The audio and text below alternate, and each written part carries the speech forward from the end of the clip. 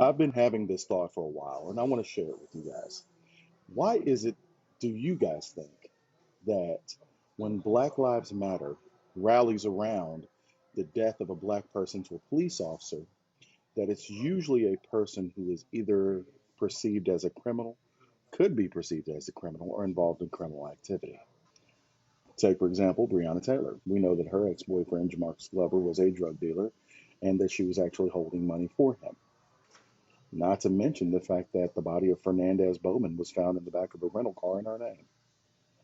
George Floyd, self explanatory. We know what George Floyd was about. Then there's Rayshard Brooks, who stole the officer's weapon and tried to fire it at his face and ended up shot.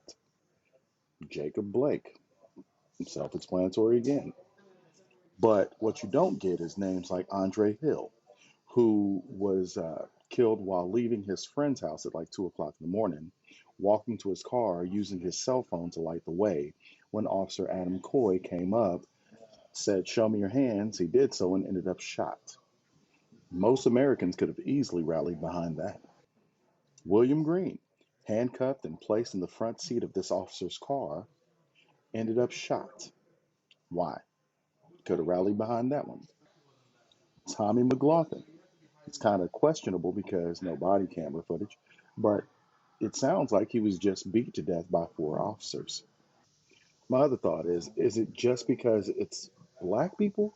Like, is that the only determining factor? Is that it doesn't matter what they're doing, what they've done, or anything like that.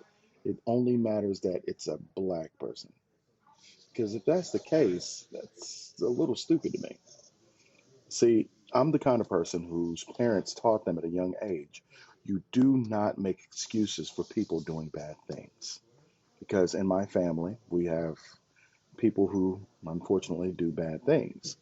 I'm pretty sure every family has that.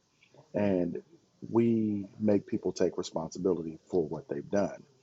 Now, would we be sad if we lost family members? Yeah, absolutely. I just buried a cousin and I'm sad about it. But at the same time, he was involved in criminal activity and he wasn't shot by the police. He was shot by another black person.